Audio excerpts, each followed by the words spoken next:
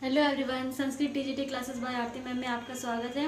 आज हम आपके लिए संधि पररूप संधि लेकर के आए हैं। इसके पहले हम पूर्व रूप संधि, जितने भी स्वर संधि के उदाहरण हैं जैसे दीर्घ संधि, गुण संधि, वृद्धि संधि, अयादि संधि, ये सारी संधियां हमने आपको करा दी हैं। हमारे चैनल को सब्सक्राइब कीजिए और ये सारी संधि की वीडियोस, साइंस की वीडियोस, करंट अफेयर, जीके, सभी इंपॉर्टेंट प्रश्नों की श्रृंखला उसको ज़रूर से ज़रूर देखिए और शेयर कीजिए, लाइक कीजिए। चलिए हम करते हैं पररूप संधि की परिभाषा समझते हैं, सूत्र समझते हैं, नियम समझते हैं, उदाहरण सहित जो विगत प्रश्नों की श्रृंखला है संधि विच्छेद और संधि सहित, वो भी हम समझते हुए चलते हैं, क्योंकि इसमें से बहुत सारे प्रश्न आपके पेपर में आ चुके हैं और आपको मैं बार बार बताती हूँ, आए हुए प्रश्नों से ज़रूर प्रश्न बनते हैं। उन्हें देखना ज़रूरी है, प्रैक्टिस करना ज़रूरी है। प्रैक्टिस बहुत ही ज़रूरी है किसी भी परीक्षा में सफलता पाने के लिए। चलिए हम देखते हैं प्रश्नों से पहले उसकी परिभाषा देख लेते हैं। पररूप संधि की अवर्णांत, जिन वर्ण के अंत में आ हो, अवर्णांत उपसर्ग के बाद एंगादि ए ओ धातु हो तो पूर्व एवं पर, पूर्व मतलब पहले, पर मतलब बाद के स्थान पर एकादेश हो जाता है। एकादेश हो जाता है जैसे, उदाहरण से समझिए, प्रधन एजते, जो प्र है इसमें आ आपका क्या है, वर्णांत है, और उसके बाद क्या है, के बाद एंग आदि ए ओ, ये देखिए ए है ना, ए हो या ओ हो तो पूर्व एवं पर के स्थान पर एकादेश हो जाता है। जैसे प्रधन एजते तो आपका बच जाएगा प्रेजते। ये जो तो उदाहरण आपका पेपर में आ चुका है, आप देखेंगे आगे। फिर उपधन औषधि, ये भी आपका पेपर में आ चुका है, तो क्या बनेगा, उपौषधि। प्रधन औषधि प्रोषधि बनेगा। शधन एषणीयम, देखिए अलग उदाहरण है, थोड़ा सा मैंने ये तीनों उदाहरण तो बहुत ही फेमस है, लेकिन थोड़ा सा अलग उदाहरण इसलिए इसको भी मैंने ऐड किया है। शधन एषणीयम क्या बनेगा, प्रेषणीयम होगा। ठीक है, तो ये आप समझ गए इसकी परिभाषा की क्या नियम है और क्या इसकी परिभाषा है।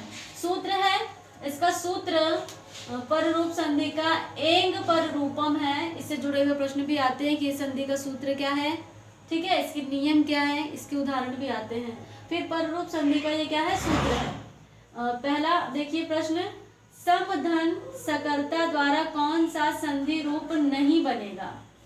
कौन सा संधि रूप है जो समधन सकर्ता से नहीं बनेगा, तो संस्कर्ता, संरसकर्ता नहीं बनेगा, समरसकर्ता नहीं बनेगा। ये प्रश्न आपका जीआईसी 2009 में आया हुआ है। क्या बनेगा, इसलिए मैंने इसको लिख भी दिया है, समधनस्कर्ता बनेगा, संधनस्कर्ता। फिर क्या होगा इसका, संधनस्कर्ता बराबर संस्कर्ता, या संस्कर्ता ये बनेगा या ये संस्कर्ता बनेगा। ऑप्शन में दोनों हो तो दोनों टिक लगाइएगा, नहीं तो एक जरूर सही होगा, लेकिन ये नहीं बनेगा। इसमें देखिए रा आ रहा है ना, इसमें रा नहीं आ रहा है, तो ये सही होगा, ये सही होगा, बनेगा। अच्छा, ये संस्कर्ता का अर्थ क्या होता है, मैंने इसका अर्थ भी डाल दिया आपको समझने के लिए।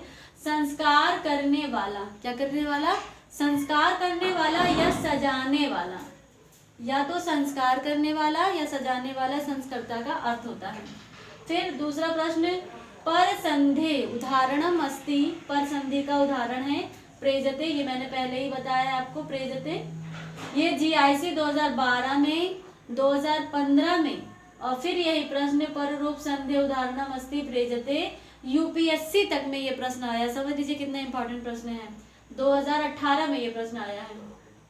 शिवेही में संधि विच्छेद होगा, शिवधन एही, जीआईसी 2009 में ये प्रश्न आया है, शिवधन एही शिवेही।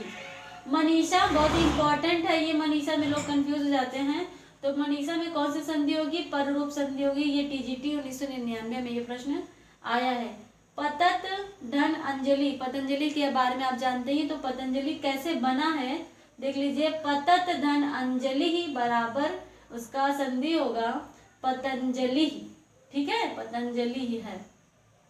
सातवां प्रश्न, अधोलिखितेषु परम संधे रूपम अस्ति, अधोलिखितेषु परम रूपे संधे रूपम अस्ति, तो मनीषा किसका उदाहरण है, पररूप संधि का पूछ रहा है। अधोलिखित में से कौन सा पररूप संधि का उदाहरण है, तो मनीषा उदाहरण है पररूप संधि का, और हलीसा, मनीषा और हलीसा पररूप संधि का उदाहरण है। ये केवीएस में आ चुका है, केवीएस की वैकेंसी आई है, केवीएस के आपको प्रिपरेशन भी करनी है, तो व्याकरण कभी बदलता नहीं है, तो चाहे टीजीटी हो, चाहे पीजीटी हो, चाहे सुपर टेट हो, चाहे केवीएस हो, चाहे पीआरटी हो, चाहे टीजीटी हो, चाहे नेट, जीआरएफ, कोई भी हो आपकी परीक्षा, बहुत सारी प्रतियोगी परीक्षाओं में ये प्रश्न बहुत ही इम्पोर्टेंट है और पदरूप संधि से आपके प्रश्न आते हैं, इसलिए ये इम्पोर्टेंट श्रृंखला है प्रश्नों की।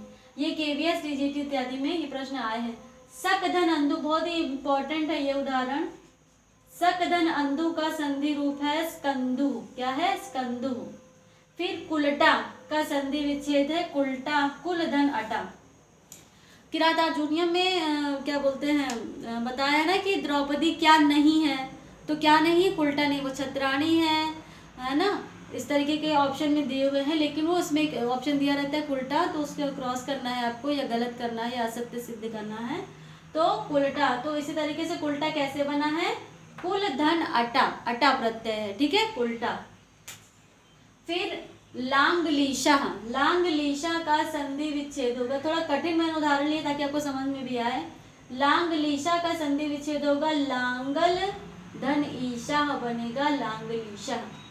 शिव धन एही शिवेही, ठीक है। फिर सीमांत में किस संधि का, सीमांत के संधि का उदाहरण है, तो आपको पता है पररूप संधि का उदाहरण है। फिर सारंगः उदाहरणम अस्ति, किसका उदाहरण है? पररूप संधि का उदाहरण है।